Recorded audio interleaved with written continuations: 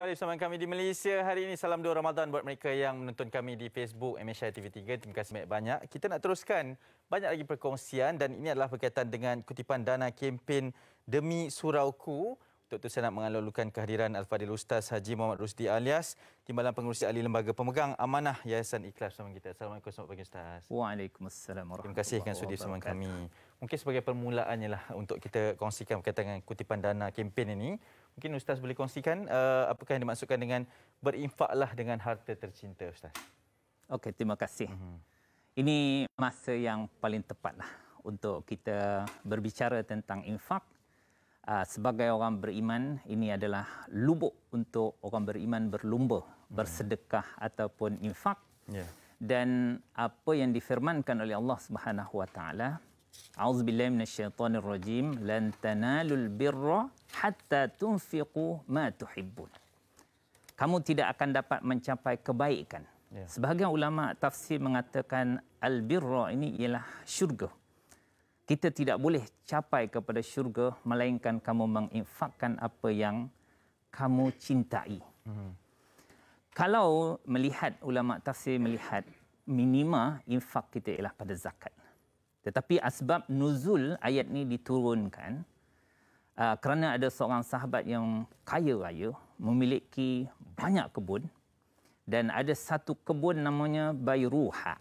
Ada kata Biruha di depan masjid. Rasulullah pun suka.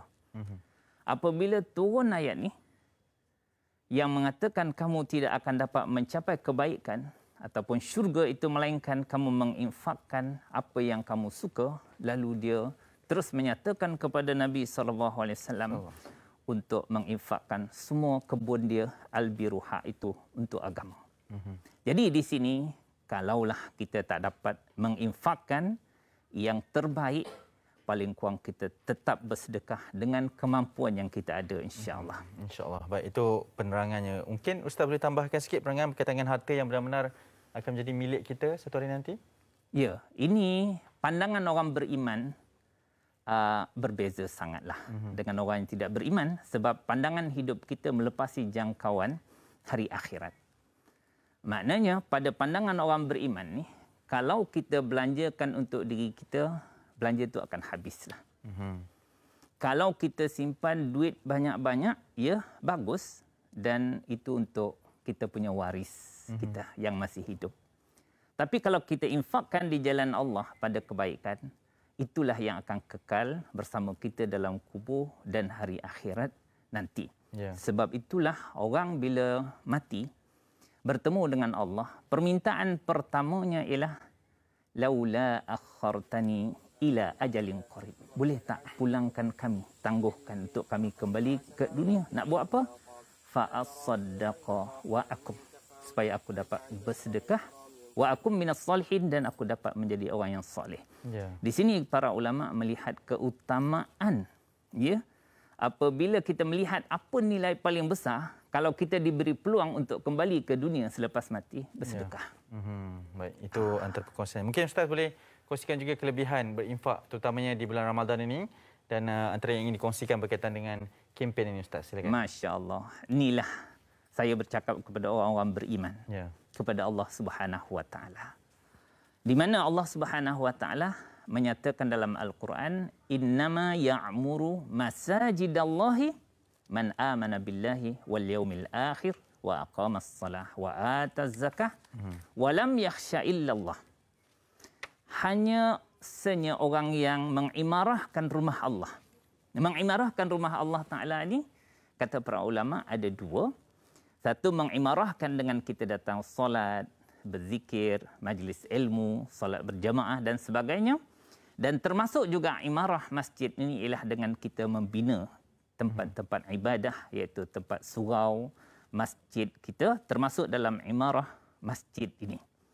Jadi, saya nak menyeru hati orang-orang beriman inilah untuk melihat satu kempen kami pada 3 tempat yang saya akan ceritakan yang penting, lepas tu sangat penting dan lepas itu paling-paling penting. Okey. 3 tu. Pertama di kampung dua di Sempurna, Sabah. Okey. Di mana kawasan itu kawasan asnaf dan dia perlu kepada satu surau untuk solat berjamaah, dan juga di situ para asnaf juga akan menunaikan solat dan juga menjalankan kelas-kelas fardu ain yang mereka tidak dapat kecapi sebelum ini. Okey. Itu yang penting. Yang sangat penting juga, saya pergi sendiri ke pendalaman Ranau. Kalau daripada Pekan Ranau tu kami kena naik 4-wheel. Kereta biasa tak boleh masuk. 1 jam perjalanan di atas satu puncak bukit, seorang ustaz mendirikan satu tahfiz yang sangat uzur lah. Dan keliling kepada tempat tahfiz itu yang dinamakan Miftah Al-Ulum Lis-Sabirin, Ustaz Junaidi ini. Keliling dia ada 12 perkampungan muallaf yang perlu disantuni untuk mereka mendapatkan pengajian-pengajian fardu ain daripada para ustaz di situlah. Jadi tempat itu baru disodok. Dan kesempatan Ramadan ni kita nak tuan-tuan mengambil peluang terbaik. Mudah-mudahan ini menjadi jariah kepada kita di hari akhirat. Dan sangat-sangat penting, sangat-sangat menariklah. Saya baru balik daripada Long Pasir. Okey. Sipitang tu jalan nak pergi ke Brunei, dan daripada Sipitang untuk ke Long Pasir ini kalau naik 4-wheel lebih kurang 4 jam dengan jalan yang begitu teruk, jalan balak. Dan kita jumpa satu perkampungan minoriti Muslim lah di situ. Okey, baik Ustaz. Terima yang kasih banyak. tidak sikit lagi tidak pernah ada masjid. Di situ kita nak membina masjid pertama di Long Pasir, InsyaAllah. atas biayaan Yayasan Ikhlas, insyaAllah. Baik, insyaAllah. Mungkin butirannya boleh didapatkan lagi bersama dengan Yayasan Ikhlas ini. Terima kasih banyak Ustaz kerana sudi bersama kami. Semoga dipermudahkan urusan kutipan dana kempen Demi Surauku sebentar tadi. Okey, kita nak berhenti rehat seketika. Selepas ini, Rena ada perkongsian selanjutnya di Malaysia hari ini. Jangan ke mana.